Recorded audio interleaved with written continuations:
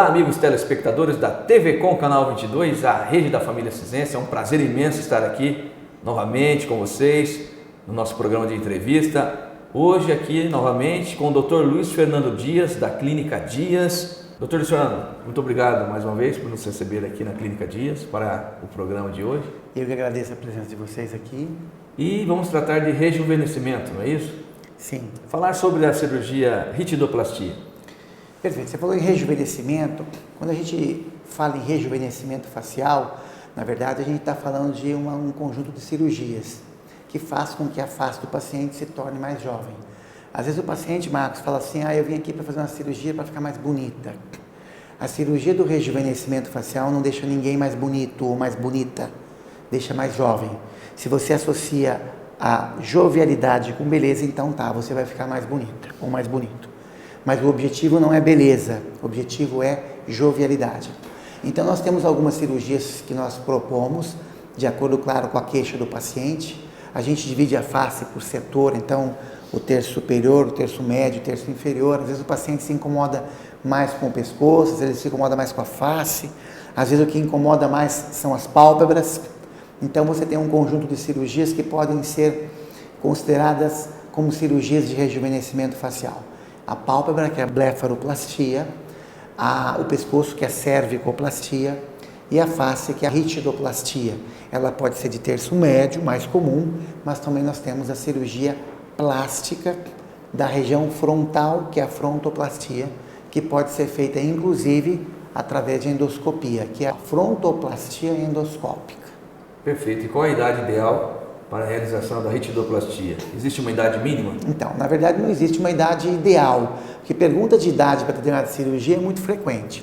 Você não tem uma idade para tal cirurgia, idade para tal cirurgia. Você tem uma idade na qual tal cirurgia não possa vir a ser indicada. Ninguém vai fazer uma ritidoplastia num paciente de 30 anos, 25 anos de idade. Mas a partir do momento que aqueles sinais que o tornam mais de aparência mais velha, mais cansada, vier incomodando, você pode indicar uma dessas cirurgias que eu comentei ou a associação delas.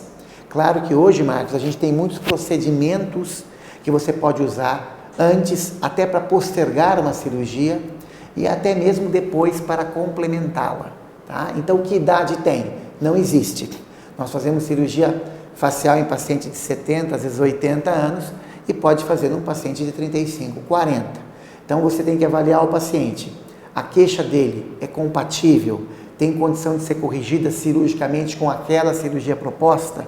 Tem. Então está indicado. O paciente tem condição clínica? Está tudo ok? Então você indica a cirurgia. E o que deve ser feito antes da cirurgia? Qualquer cirurgia dessa, do rejuvenescimento facial, que eu comentei, deve ser antecedido por uma avaliação criteriosa.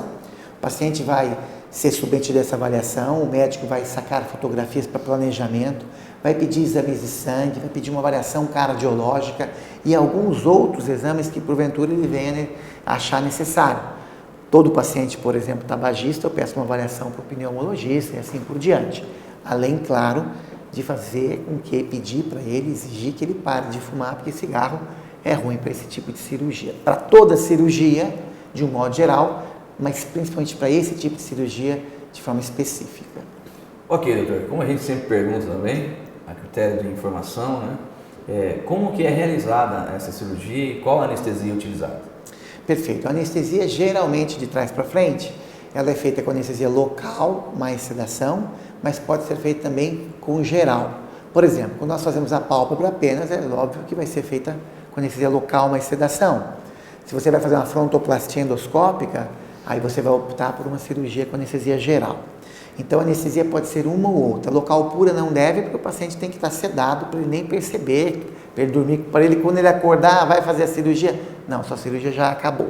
Então a sedação é fundamental. Então anestesia local mais sedação ou anestesia geral. Tá? E como é feita? A cirurgia do pescoço, basicamente, eu vou listar cada uma e tentar ser breve. Uma incisãozinha no pescoço, aqui na parte de baixo do submento. Tá? Essa incisãozinha você consegue tratar o músculo platisma, a gordura que eventualmente estiver atrás dele. Você pode anteceder esse procedimento com uma lipoaspiração cervical. A face por uma incisãozinha aqui atrás, que pode ir mais ou menos para trás da orelha, para você tratar estruturas profundas, para você fazer o que você tem que fazer na área do terço médio da face. Muitas vezes a gente faz associada, Marcos, que a gente não fazia há 15 anos atrás. Hoje a gente faz sempre a volumetria. Então antes você reposicionava a posição e mantinha volume. A gente sabe que com o envelhecimento o paciente perde tecido. Exceto nos pacientes mais gordinhos, o rosto vai esqueletizando, então você repõe o volume. Você está numa cirurgia, você já aproveita a gordura que você está durante a cirurgia, ou de gordura das bolsas mandibulares, ou gordura da própria paciente chama de papada, e você trabalha essa gordura e você coloca em áreas que tem depressão, como a fossa temporal. Às vezes a gente tem depressão na região infra, arco zigomático, submalar, sulconasogeniano, às vezes dá volume de lábio. Então você avalia o que o paciente precisa para determinar o que você vai fazer em cada ponto específico. A pálpebra, através de incisãozinha na superior e inferior. A inferior muitas vezes você não faz incisão, você faz ela por dentro, que é a transconjuntival. E a região de cima, que nós fazemos muito, a cirurgia coronal. A coronal a gente tem feito muito pouco hoje em dia, com o advento da toxina botulínica e principalmente com o advento da cirurgia endoscópica. 2 incisõezinhas aqui, 3 pequenininhas aqui, você trabalha com endoscópio e você faz tudo o que você fazia antes, via aberta, você faz com endoscópio. Trata a musculatura do corrugador, você solta todo o periósteo para você conseguir subir. E qual a indicação da frontoplastia? Os pacientes que têm sobrancelha muito baixa, você precisa reposicionar, excesso de ruga na região do corrugador, então você pode indicar esse tipo de cirurgia. Basicamente, então, a cirurgia é feita dessa forma. E um tempo razoável para a cirurgia? Qual seria? Então, a cirurgia depende, por exemplo, uma cirurgia de pálpebra, 1h30 de pálpebra, em 1h30, superior meia hora, inferior meia hora, 1 hora no máximo, então você acaba fazendo em 1h30, tá? A face, 4, 5 horas, então depende do que o paciente vai fazer. Uma cervicoplastia, 1h30, uma frontoplastia, 1h30, então depende do que você vai indicar. Por exemplo, tem paciente que tem indicação de fazer cirurgia facial, Marcos, mas você não encontra gordura. Ela não tem a bolsa mandibular, às vezes é só a pele, não tem gordura, o subimento não tem gordura. Aí você precisa pôr gordura, aí você vai fazer uma mini lipoaspiração em algum lugar que você vai discutir com o paciente, pode ser a região periumbilical, pode ser o interno de coxa, o interno até do joelho, na região do joelho, e você remove essa gordura, você centrifuga, então você faz um procedimento adicional, tá? Então, tudo isso pode ser feito. Então, o tempo vai depender da somatória do tempo que você vai gastar para cada procedimento individualizado. Perfeito, doutor. E quais os cuidados pós-operatórios da ritidoplastia?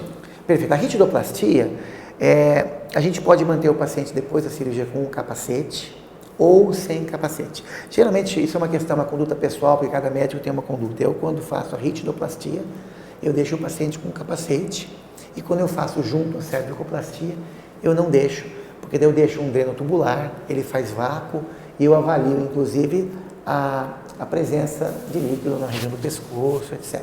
Tá? Então, para face, eu faço um capacete, que no dia seguinte eu removo, e para face, quando tem o pescoço junto, esse dreno tubular, inclusive, faz a ação da compressão, porque ele é a vácuo. Então, quando você liga o dreninho, ele suga e aí a pele cola direitinho no pescoço. A refrontoplastia eu também não deixo, geralmente só a incisãozinha aqui no couro cabeludo não tem curativo. A gente marca para o paciente depois de alguns dias, 3 a 5 dias em média, para a gente tirar os pontinhos das pálpebras. Pálpebra tem que tirar o ponto mais precocemente. Não tem curativo na pálpebra, a não ser uma fitinha que nós deixamos para segurar o nylon 6/0, que é um fio bem fininho, que a gente utiliza para suturar a pálpebra. Então 3 a 5 dias, 7 dias a gente tira esses pontinhos e geralmente o pontinho da região do couro cabeludo por volta de 10 dias. Os pontos internos são absorvíveis geralmente, exceto os da suspensão. Tá? Ok, e o resultado, doutor? Com certeza gratificante. O resultado compensa bastante. E é interessante, eu gosto bastante desse tipo de cirurgia, mas a conversa que você tem com o paciente antes é importante, porque o paciente tem que falar a mesma língua do profissional. Então, quando o paciente chega e a maioria dos pacientes fala, doutor, eu não quero nada muito agressivo. Por quê? Porque ele não quer ficar com o olho puxado, ele não quer ficar com a costeleta, subir a costeleta, a boca, ele não quer nada disso. Quero continuar sendo eu um pouquinho mais jovem. Então, isso são estigmas que não se faz em cirurgia plástica. A gente vê, eu não vou dar exemplo aqui, mas tem pessoas que foram operadas e você vai ver, você fala, está esticadinha, mas não está natural. E essa cirurgia precisa ficar natural. Então, essa naturalidade que gera do paciente poder, por exemplo, pôr um cabelo curto, mesmo tendo feito uma cirurgia dessa, dele poder, em não muito tempo, voltar a se expor, isso tudo é interessante. Então, o paciente não pode chegar para mim, doutor, eu quero ficar com o rosto de quando eu tinha 20 ou 30 anos. Isso não é legal, isso você até fala, paciente, não tem jeito. Impossível eu fazer você ficar com o rosto de 20, 30 anos, não é possível. Eu tenho como sim fazer você rejuvenescer, e aí pode rejuvenescer bem, e também não dá para prever para você se é 5, 10 ou 15 anos. Existe um rejuvenescimento geral da face, e você vai ser mais específico naquilo que incomoda mais. O paciente, quando vai envelhecendo, vai tendo uma série de alterações faciais, como a presença de uma bolsinha aqui, que é a bolsa mandibular, alterações no queixo, acentuação do sulco nasogeniano, esqueletização da face, aparecimento de bolsas adiposas infrapalpebrais, excesso de pele palpebral superior, que às vezes até a necessidade de uma cirurgia não apenas estética, como reparadora. Então esse complexo, excesso de rugas, qualidade de pele, tudo isso tem que ser avaliado em um conjunto para que o paciente tenha um resultado globalmente agradável. E as considerações finais? Eu queria agradecer a oportunidade que vocês que me deram de falar sobre esse tema. Aliás, a ritoplastia é um tema que eu considero fantástico, que o paciente ele se sente outra pessoa, muitas vezes, não que ele fique com outra face. Então, falar sobre um tema tão amplo também é difícil num um espaço de tempo tão curto. E agradecer também a presença de vocês aqui. TV Com 22. Muito obrigado. Muito obrigado, doutor Luiz Fernando. Eu que agradeço a presença pela de vocês. entrevista. Muito obrigado a você de casa pela audiência, pela companhia. Finalizamos aqui mais um trabalho com o doutor Luiz Fernando Dias, da Clínica Dias, falando sobre ritidoplastia. Um forte abraço a você e continue nossa programação. Até mais.